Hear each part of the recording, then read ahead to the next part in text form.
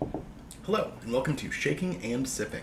This is the show where we shake up a cocktail or other mixed drink, talk a bit about its history, maybe some variants thereon, and see how it stacks up. We're continuing our quest to work through the IBA's official list of cocktails to see how those are and how they got onto such an important list. We're in the second section of the list, the contemporary classics, and this is our second classic, and this is the Black Russian. Now, the Black Russian is the first major coffee drink that we've covered so far on the channel, so I saved my coffee for later in the day and got a headache because of it, so that was poor planning, but I wanted to honor the coffee of the drink. This drink is also one of the first drinks on the list to include vodka. So we're going to have a little bit of vodka talk today. But first of all, what is a Black Russian? Well, this is a very simple history drink, though the name is slightly perplexing to me. But this drink was created in 1949 at the Hotel Metropole in Brussels. There's a Belgian bartender there whose name was Gustav Tops, I think is how you say that name. Not entirely certain on the last name. I think it's German in origin and originally had an F at the end. Not entirely clear.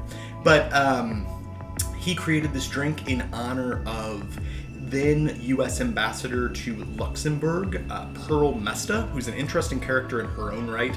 There were actually some plays made about her. She was this famous socialite who had all these big sort of political gatherings and things throughout the years, and ended up being given the ambassadorship to Luxembourg by then President Truman. So, crazy set of events. Now, what's less clear for me is why the drink was created and why it's named as it is. So, as I said, the American ambassador to Luxembourg was in Belgium, and so the bartender said, let's make a drink for you specifically with vodka, and therefore we'll call it a Russian drink, and because the color's dark, we'll call it a Black Russian. And I've read a write-up of it, a pretty good one, by Gary Reagan, the great bartender and author. He was like, well, this was obviously as a sort of allusion to the sort of early burgeoning Cold War. And is it? I don't really understand why in Belgium you'd be like, hey, U.S. ambassador to Luxembourg, you know that country you're not getting along with? Here's a drink with their national spirit in it in honor of you? I don't know. I don't get it, but that's neither here nor there. The drink is very simple. It is a coffee liqueur and vodka. And so this is my quick soapbox about vodka. I don't like vodka. It is a product with very little flavor, very little color, very little texture, very little aroma, and that is by design. That is what it is supposed to be. But I don't understand it. It does serve its purpose, I suppose. It can get one rather drunk, which is great. But I don't understand why one wouldn't want to have flavor or something as part of that journey. So this is the first of several drinks in this section of the IBA's list where I'm going to be complaining about what vodka is doing for the drink and why it's there. And so in one of our variants today, we're going to explore maybe not using it, but we'll get there when we get there. So as I said, this drink is vodka, and it is coffee liqueur. Traditionally, that's going to be either Kahlúa or Tia Maria. I'm using Kahlúa. That feels like the most common classic choice for me. What I think is interesting about Kahlúa, and definitely not foreshadowing anything, is of course while we think of this as a coffee liqueur, it's billed specifically on the label as a rum and coffee liqueur, with rum listed first. So if we've already got a spirit going on here, why wouldn't we double down on that rather than bring vodka to the party? I don't know. Definitely not foreshadowing anything. Let's mix up an IBA spec. Black Russian. Now you'll see this sometimes with cracked ice or crushed ice. I've seen it over just a big cube before. IBA specifically calls for cubes, so we shall use cubes. We're going to want our coffee liqueur. We need 20 milliliters, so that's about 2/3 of an ounce. And just a hair more than that in here. It's more like 23, 24 milliliters, but I think that'll be fine. And then we want 50 milliliters. We'll see if this vodka even has 50 milliliters in it, but that is going to be about 1 2/3 ounces. Oh, that is perfect. Yeah, we're shy by a milliliter, but great.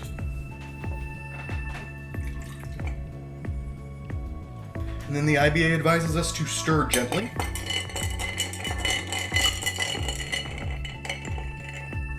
I've stirred it gently. I've seen this garnished with a lemon slice, with a lemon peel, with a cherry, or some combination thereof. IBA does not call for a garnish, so we shan't use one. Let's try a Black Russian.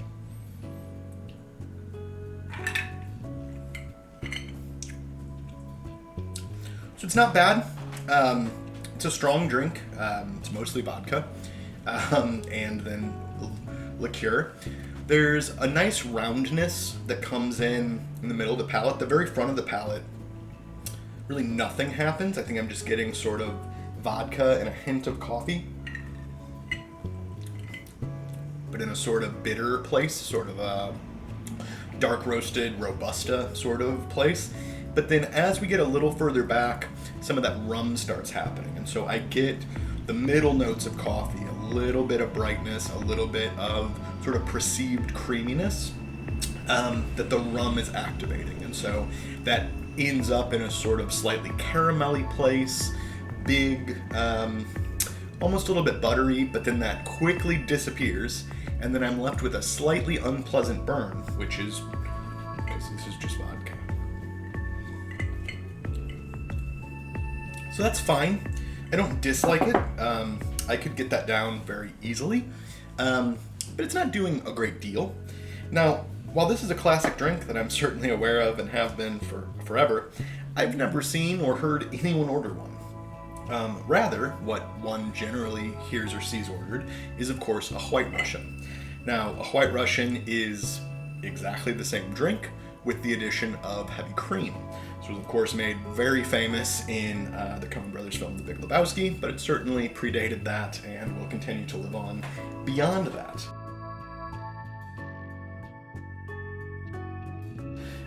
The IBA gives instructions for this as a variant, but they're very unclear.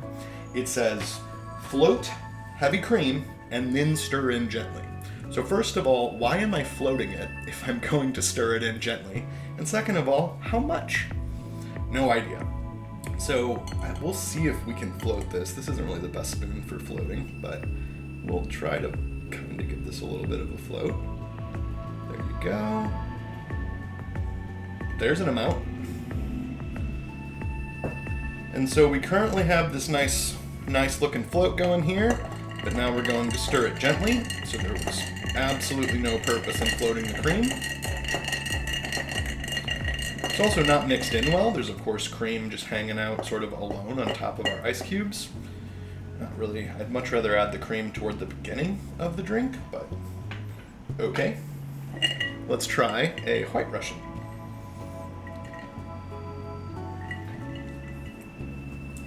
Yeah, so similar flavor notes. Obviously, cream isn't an incredibly flavorful ingredient. What it does is add a bit of mouthfeel, especially right at the beginning, where before I said I was getting very thin, slight bit of coffee bitterness, nothing really happening. There's still not a ton of flavor there, but I can feel the cream on my tongue, so I'm already having something happen. And then the middle part of the drink, I get slightly less of that big caramelly thing, but it's overall a little bit sweeter because cream is naturally a little bit sweet.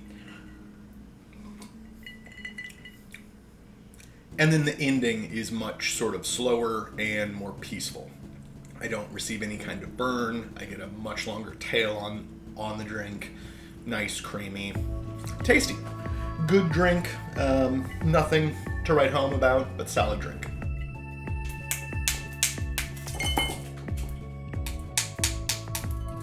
Alright, for the first variant, we're going to come at this from a perspective of kind of do it the same, but better. So what I'm going to do is I'm going to grab Mr. Black, which we've talked about in some episode ages ago. It was the Recreating a Drink Badly episode. This is an Australian, this is an incredibly stuck Australian coffee liqueur. It's going to be quite a bit less sweet than Kahlúa. It's made with cold brew coffee that they actually roast themselves and do the whole process on. It's delicious. I did grab some simple in case we need to add it to balance out, but I'm going to start with the same quantity, the 20 milliliters of this guy here. And this is some Swedish vodka I've never had before called Aqua, which was on sale and was someone's choice at the liquor store. It had one of those fun little, our staff recommends. I said, great, I don't care anyway, it's vodka. All right, and so we'll stir that up as is first.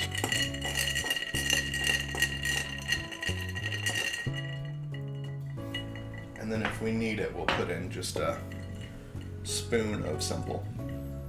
So ton of coffee on the nose and really direct sort of coffee notes, not just sort of dark bitterness, but very, very clearly coffee. So yeah, that literally tastes like cold brew coffee and vodka, basically. The coffee's there right from the beginning. I don't get that sweet caramelly thing. And then I actually get sort of the bitterness, the sort of darker roast profile toward the back of my throat. I'm going to add just a bit.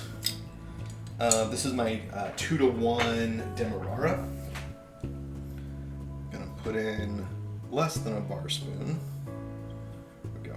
It's about a quarter of a bar spoon, maybe a hair more.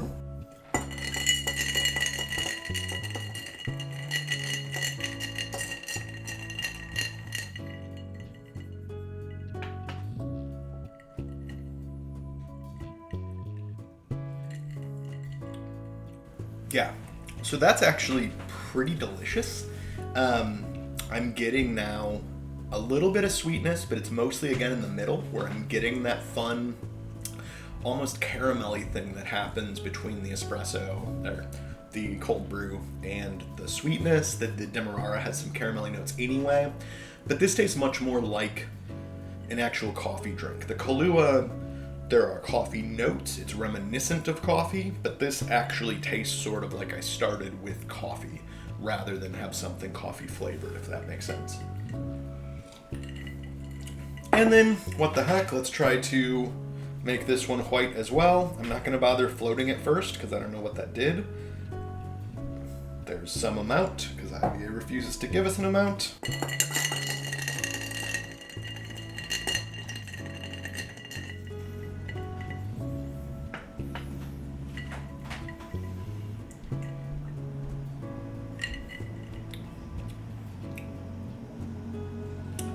Yeah, and this one I like it less. I liked it more in the Kahlúa one because it really rounded everything out and polished off the edges that I was getting from sort of the vodka on either side. In this case, it's doing that, but it's also muting some of those actual coffee notes that I was enjoying from the Mr. Black. So I think if we're using Mr. Black, I would actually prefer this black. And if you want it to just be a little bit sort of softer or, I don't know, just a less aggressive drink, I'd just add a hint more simple rather than adding cream. But I think using Kahlúa or Tia Maria, I think white probably comes out a little bit better. Okay, so those are our four, once we made the variants of them, two sort of classic ideas about how we'd prepare a black or white Russian. But let's rethink it a little bit. As I hinted earlier, what we're trying to get out of Kahlúa is rum and coffee. Vodka is not helping us in any way toward rum or coffee. Then when we're making it white, we're adding in cream that's not being well mixed into the drink, right? As I've commented, the IBA has you float it and then gently stir it. Cream needs a little more work to integrate. Also, cream can have a much nicer mouthfeel if it's much more vigorously integrated. So I'm thinking we start this process from scratch and make this as a totally different sort of drink than perhaps what it was intended, but that I think might work out pretty nicely. I considered using a brewed coffee, some kind of a filter coffee, a pour over, or a French press, but then I felt like we're getting closer to like a real coffee drink or like an Irish coffee, that kind of thing. I considered using cold brew, but I've made cold brew for the show before when we did the Recreating a Drink Badly episode. So I decided to run down to Cafe Vita to get some just espresso, arguably the best espresso in Seattle. No offense to David Schomer's Espresso Vivace, but I quite like Cafe Vita. So I've got some espresso there, which has been smelling amazing in the room, and I've been very tempted to just drink it. And then we of course want the resulting rum and coffee combination to be dark to get our black color. So I'm just going with Gosling's Black Strap. It's not the most interesting rum in the world, but it is rum and it is very dark. So there's an idea. And then I don't want to turn this funky, right? I could go grab the Plantation or go really crazy and grab the Smith & Cross or grab a Rum Barbancourt or, whatever. I don't want to go crazy with it, but instead of the vodka, I'm thinking we're going to make up our alcohol volume with Bacardí Silver. Not a ton of flavor again, not a ton going on, but at least it's doing something. And now we're reinforcing the rum in our coffee rum liqueur thing. Finally, I'm using cream. Why on earth wouldn't I shake it? I'm gonna shake it. Let's get to it. Okay, so we're gonna try to keep our proportions roughly the same. So we normally had 20 milliliters of the Kahlúa in the original. Kahlúa comes in at 40 proof. So that means that assuming the rum used in it is an 80 proof, a sort of a standard strength rum, then it's half rum, half coffee, right? That's not going to be entirely true because there's also sweeteners and Lord knows what else in there, but that's going to be what we're going to start with as an idea. So I'm going to take this lovely Cafe Vita Espresso and I'm going to get about 10 milliliters or a third of an ounce. If I go slightly over that, I'm not going to complain to anyone. It's getting cold, but it's still pretty good. It's starting to get a little bit sharp as it sits there and cools, but still nice. And then to make up for the rest of it, that'd be another 10 milliliters of our Gosling's Black Strap. That's a little bit too much, but again, I'm not really sweating this. Then 50 milliliters, or 1 2/3 ounces of our Bacardí Superior, or similarly light, not characterful white rum. And I'm going to put in roughly 15, maybe a hair more than 15 to 20 milliliters of our heavy cream. It'd be a double cream or a whipping cream, depending on where you are in the world. All right, then I'm going to do a dry shake.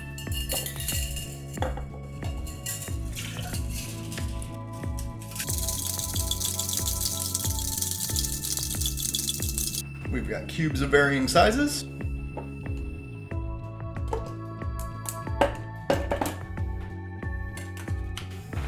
We'll give it a shake.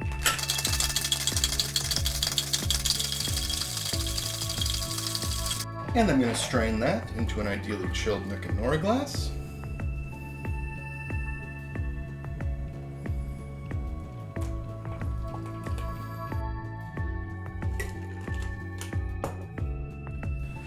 And this is at least a version of the Stephen spec White Russian.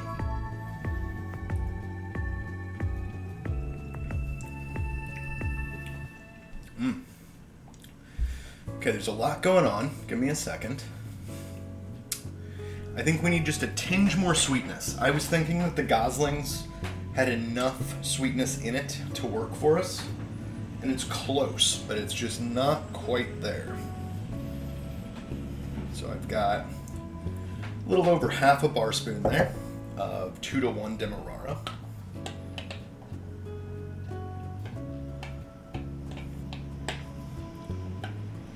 Beautiful mouthfeel, really creamy. A little bit of foam formed at the top. I love all of that.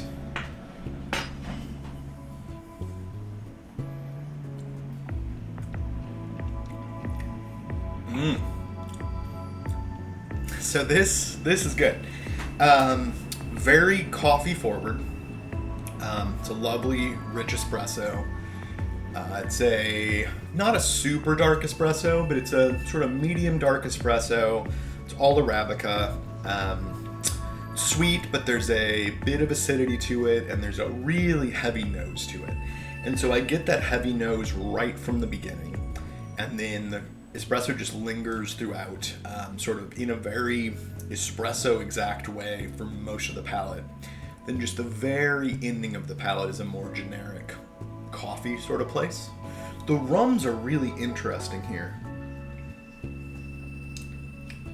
They don't really read as rum immediately per se. Like, I'm not sure if your first sip you'd go, that's mostly rum. I mean, when you know it's there, you can get a little bit of that characteristic, sort of sugarcane notes, a little bit of molasses note. And I really like it in there. It just really all melds together. It's very dry, not in an alcohol-y sense. It doesn't taste boozy, but it's very dry in a sweetness sense, even with the addition of that little bit of simple. I think that for some folks, this would read too dry. For me, because I really like what's happening in the coffee, I'm fine with it being right where it is. I think if you want a more traditional White Russian sort of thing, but just want it to be more, rummy and coffee-y, you'd be more than welcome to throw in another half bar spoon or so of simple to get it there. But I'm well pleased with this. I think this is great. I also will experiment in the future with some funky rums and see if we just go way too far. But I think it would be really interesting. Maybe keep the Gosling's Black Seal or something like that, Cruzan Blackstrap Estate Diamond, or that kind of thing. But then for the light rum, add something with a little bit of character, maybe a Barbancourt. I'd be very interested to see how that played. I would highly recommend you give this a try with whatever rums you have around, and also with whatever sort of coffee product you have around. I went to my local espresso shop because it's great and my espresso maker is not. But if I didn't have such a close espresso shop, I think that like an AeroPress would be great for this. A mocha pot would be fine for this. If you went to a filter coffee or something like that, you'd have to adjust proportions. Well, thanks so much for coming along with me this week as we worked through a varying variety of Russians, drinks which are not Russian and have nothing to do with Russia whatsoever, but we did that. I hope that if you are a fan of coffee, you will try something in this family sometime this week yourself. Let me know how it is in the comments. Please do all the YouTube stuff, like, share, subscribe, comment, tell your friends, tell your neighbors, watch all my previous videos, etc. This is the 34th IBA video, I think, plus a few others on the channel, so plenty of drinks to catch up on there. You can follow me on Twitter at shaking_sipping. I don't tweet very much, but I do occasionally, so follow that if you like. And check the blog, shakingandsipping.com. We have a write-up of this and each other drink that we cover. We also write up IBA in real life, where some weeks, the day after the video posts, I'll write up what happened when I went to a local Seattle cocktail bar and ordered the drink, see if they have variants on it, if it's ordered often, etc. I think I am going to be going to do that this week. It's just slightly up in the air where, because one of the places where I was planning on getting it has had some stuff going on, so we'll see, but I'll probably have up an IBA in real life on Friday. Anyway, that's enough of my waffling on. I'll be back next week with the next drink on the IBA's list. Until then, happy sipping. Cheers.